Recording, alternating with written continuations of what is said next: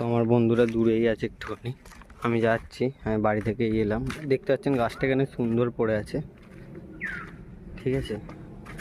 তো এইসব টপকে আমাকে এখন যেতে হবে। এটা প্রচুর দূর জঙ্গলে গেছে, এটা আমাদের এখানকার জঙ্গল, এটা কলা বাগান আসলে, কিন্তু এটা প্রচুর বড়ই জঙ্গল। এখানে প্রচুর বিভিন্ন ধরনের পশু পাখি থাকে, ঠিক আছে। দূর দূরান্তে কোনো ঘর বাড়ি নেই, তো এটা অনেকটাই দূরে এসেছি। আমার বন্ধুরা কাজ করছিল, দেখতে হচ্ছে কলা পাতা জড়ো করা। ও এই সাইডে আরও কলা পাতা জড়ো করা। ও ভাই কত কলা পাতা, কলা পেটকো এটা, ঠিক আছে, কলা পেটকো দিয়ে সব কলা গাছ পরিষ্কার করছে। আর যদি কারণটা কেউ জানতে চান, সেই কারণ একটাই, যে কালী পুজোর আগের দিনকে যে ভূতটা হয় বাঙালি, ওই ভূতটা তৈরি করার জন্য এই কলা পেটকোগুলো ছেঁড়া হচ্ছে। এখানে প্রচুর জড়ো করেছে, ঠিক আছে, সামনে আরও জড়ো করছে।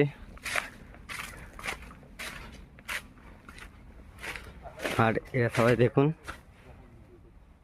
সব এখানে দেখেছেন, এখানে সুন্দর সুন্দর বক্তৃতা দেখ, প্রচুর কলা পেটকো জড়ো হয়েছে চারিদিকে। আমাদের পৃথিবীর সব থেকে বড় ভূত বানাতে মেন ব্রেন মেন্টালিটি নন্টে দা, ডিজিটাল ইন্ডিয়ান অলোক, আর জঙ্গলি ঘন্টু। সুন্দর একটা ডায়লগ দিয়ে চলে গেল। আর এটা হচ্ছে মুখিন্দ ঢালাই ব্যানি, ঠিক আছে, সব মুচকি করে হাসি দিয়ে দিল পুচকি ছেলেরা। কালো জমড়াল বকাল, ঠিক আছে, আমি খুব কালো, ডাক্তার থেকেও বলেছিল আমায়। এখানে আরেকটা জঙ্গলি আছে কোথাও, সেই জঙ্গলিটাকে খুঁজে পাওয়া যাচ্ছে না, সামনে আছে। তো জঙ্গলটা ফুঁড়ে আমাকে আবার যেতে হবে। এমন এমন করে বলে লোকের গায়ে লেগে যায়, পাখিতে এমন বলতো। তো এই জঙ্গলটা টপকে ওরা গেছে, আফ্রিকার জঙ্গল টপকে গেছে এরা।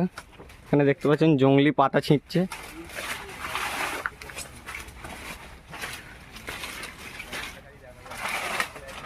মুখটা দেখা যাচ্ছে না। দাদা আপনি কি করছেন? ও দাদা, দাদা খুব সুন্দর ভাষায় কথা বললো।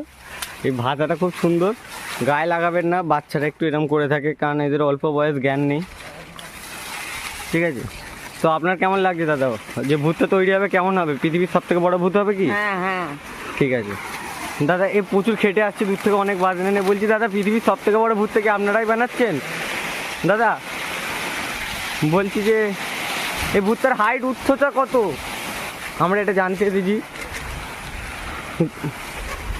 দাদার কাছে আমরা জানবো। 64 ফুট। 64 ফুটের বড় ভূত হবে দাদা, তাই তো? সুন্দর একটা কথা।